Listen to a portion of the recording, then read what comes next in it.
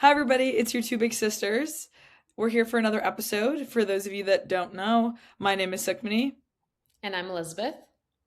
and our podcast is serving as a platform for us to answer questions that either we've always had or more recently have developed in this uncertainty period of postgrad. And today, our topic is exploring the relationship between universities and the labor market. Yeah, I think this is something that Suki and I talk about a lot of times as to what our experience was like in university and then also what we wish we would have had or the opportunities that didn't necessarily come in front of us, specifically whether that's co ops or internships or specific skills that we would have hoped to learn. I don't know if there's anything that you want to say about your experience. Yeah, and I want to preface first and foremost U of T was a great experience in itself, and especially like academically. I feel like my brain expanded about double its size. But you just said, I don't think, in comparison, especially to, growing up in the States and seeing the Yeah. opportunities my parents, my brother, and my friends have had, I don't think the university played enough of a role in my experience and helping me at least navigate my career. And, that comes through networking events, even just like your fairs. They had them, but it wasn't school centric, it was more clubs doing it. And I don't think there was industry exposure from the departments in itself. It was very much we had to seek it out or we had to join clubs that had it. So, what about you, Liz? Did you have a similar experience? Yeah, absolutely. I think even being as involved as I am in the student union, I think there is a huge disconnect that I find between students and potential opportunities in the future. So whether they are looking for internships or even knowing the fact that you need to do an internship during your university time seems there is a disconnect. Even for myself, I didn't realize that that was something that was part of the experience you needed to do. And maybe that's a little bit of naivety on my end, but I find that a lot of students, and maybe this is a whole wide issue in Canada, that they don't realize that you need to do stuff beyond clubs and things Mhm. on campus, that there is other opportunities, whether that's through big internships, whether that's through taking part-time work. I find that at least from the people that I was around, we stayed a lot on campus. And again, that was very Yeah. rare, except the Americans. The Americans were on it from day one. They really did know that internships were something that was a huge experience.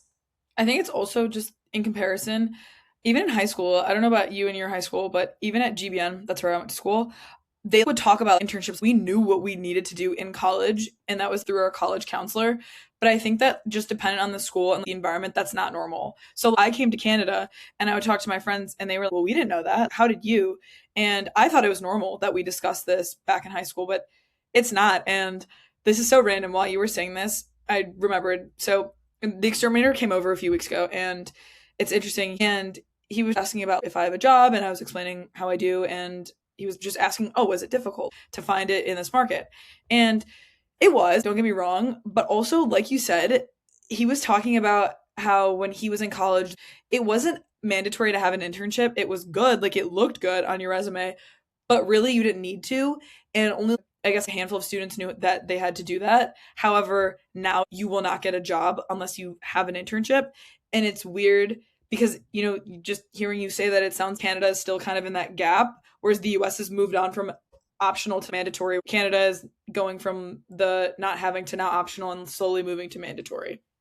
Yeah, absolutely. I think even talking to different people in university, they would apply to internships, but it wasn't as competitive and it wasn't as, and maybe competitive isn't necessarily the right word, but it wasn't as focused on. Even in classes and Yeah. different conversations you would have, you just wouldn't be thinking about it as much as you would potentially in the States, for example.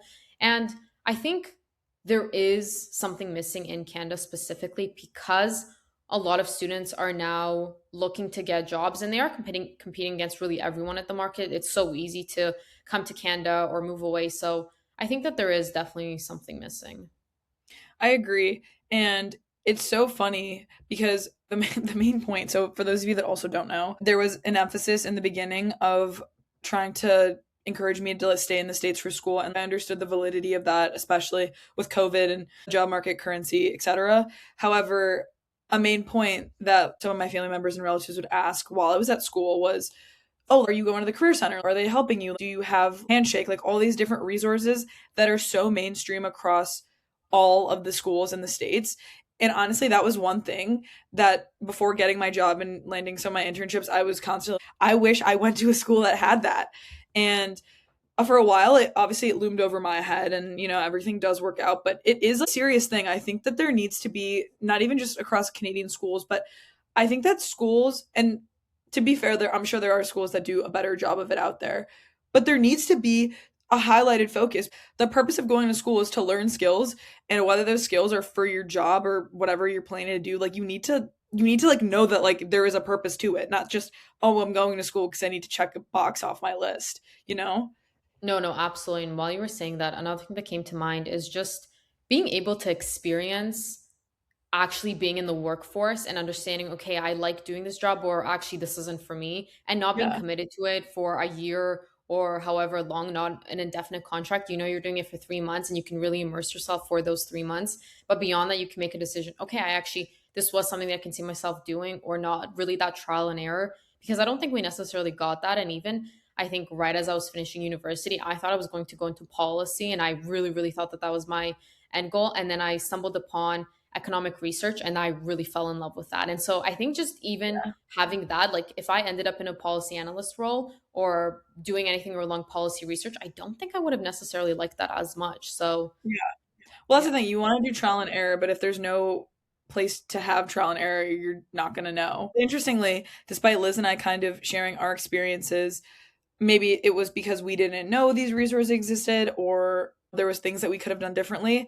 We did find an article from the University of Michigan actually talking about the opposite and showing that there is a positive relationship amongst schools. Liz, you want to dive deeper into that? Yes, absolutely. So, specifically, what the article was talking about is whether universities are actually engaged in the labor market and whether they're changing what they're teaching based off of the skills that are needed to get a job, retain a job, etc. And so, the specific thing that the article mentioned was that the study found that a 1% increase in demand for jobs in a particular field led to a 1.3% greater course taking and degrees in that field. And so Yeah. what that means is that, for example, if there's an increase in demand for even things like AI, they can see that there's a 1.3% greater course taking in those things by students. And obviously, the university would have to be administering those and providing those. And so there is actually a direct correlation. But Suk, do you want to maybe talk about what universities are it's typically shown in? Yeah, this is interesting. And I mean, hearing that stat, you're like, whoa, that's great. Like they're responding.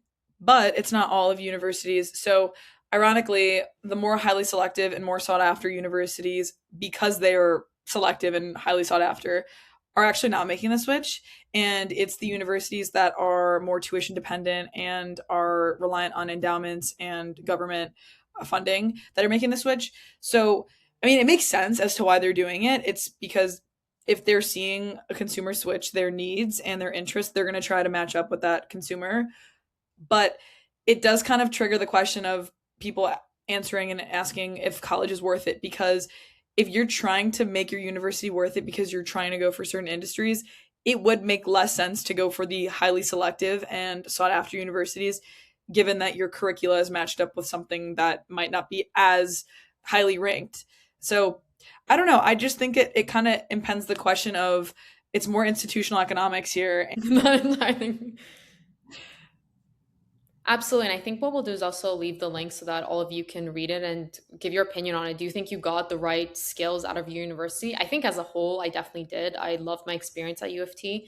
But I also think that there are some things that are still missing that I'm trying to learn outside of university. And whether that was my own personal, naivety, if that's a word, or Yeah. whatever that was, I do think that it is time for universities to be catching up a little bit more than they are. I think there's always room for improvement as a whole in Yeah. universities. So yeah, and I think on Oh, I was just going to say, to add to that point, I think that there needs to be more acknowledgement and awareness to students and universities, because when there's such a lack of transferability to the job market and so on forth, the whether it be the student or the person that's pursuing employment or in said industry, they almost feel like they're lacking something or they're falling behind. But I think after reading this article, there's a different question that comes to mind. So I think it's less about whether people are falling behind, and more so about the structure of education and if that's changed because these schools have different incentives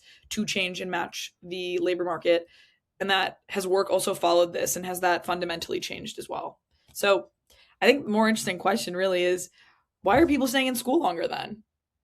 Yeah, absolutely. And something that Suk and I are also interested in learning about and talking about is whether the bachelor's is the new high school degree and the master's is the new bachelor's degree, or whether it's experience and networking and skill building that's actually putting you forward in terms of the labor market. So I think that's what we'll be exploring in the next episode. Thank you for tuning in. Thank you.